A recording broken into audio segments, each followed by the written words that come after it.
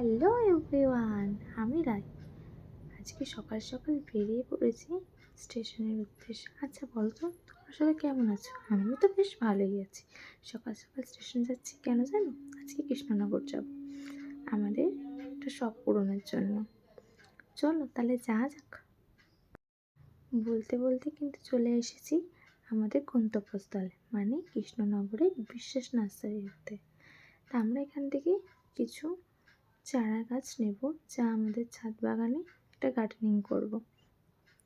তো চলো দেখে নেওয়া যাক কী কী এখানে চারা আছে। এখানে তো প্রচুর চারা আছে, যার যার নাম আমি নিজেও জানি না কিছু কিছু জিনিসের। তো আমি ওনাকে বলে দিয়েছি এবং সাথে আমার হাজব্যান্ডও গেছিলো আমার সাথে। তো আমরা একটা লিস্ট করেছি, দেখো তোমরা দেখতে পাবে। তো ওনার হাতে লিস্ট নিয়ে উনি আমাদের গাছগুলো দেখে দেখে বেছে দিচ্ছে। এখানে পরে খবরটা পেলাম অ্যাকচুয়ালি একটা দাদাভাইয়ের কাছ থেকে, একটা ইউটিউব দাদাভাইয়ের কাছ থেকে, তার ভিডিও দেখে। তো আমরা আমাদের আশেপাশ থেকেই চারা গাছ নিতাম, বাট এখানে এত পরিমাণ ভ্যারাইটিস আছে। আর বিশেষ করে উইন্টারে যে ফুলগুলো হয়, সিজনের ফুল, ভীষণ সুন্দর সুন্দর ভ্যারাইটিস আছে। না পুরো বাড়ি জুড়েই চারিদিকে গাছ আর গাছ। দেখো আমরা নিচটা ভালো করে দেখাচ্ছি, চারিদিকে গাছ এবং নতুন কত গাছ করা হচ্ছে। এছাড়াও ছাদ বাগানটা দেখো, ছাদে চলে এসেছি। ছাদ বাগানে দেখো ছাদেও কত গাছ রয়েছে গাইস। এই যে আমার হাজব্যান্ড দাঁড়িয়ে রয়েছে, লিস্ট হাতে নিয়ে দেখলে তোমরা। দেখো ছাদটা দেখো, চারিদিকে গাছ আর গাছ, গাছ আর গাছ।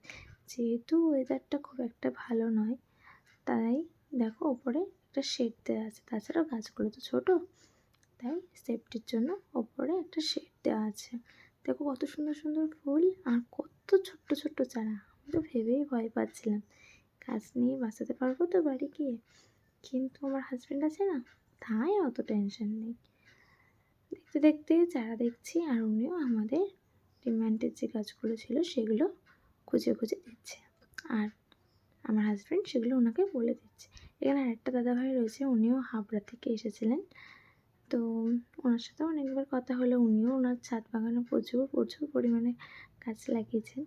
তো যেহেতু এটা আমরা সেকেন্ড বার, তা প্রথমবার উইন্টারে তেমন কোনো গাছ লাগানো হয়নি, মানে কিছু কিছু ফ্লাওয়ার্স লাগানো হয়েছিল, খুব কমন যেগুলো। কিন্তু এবারে হয়েছে একটু আনকমন কিছু ফ্লাওয়ার্সও রাখবো, সাথে কিছু ভেজিটেবলসও।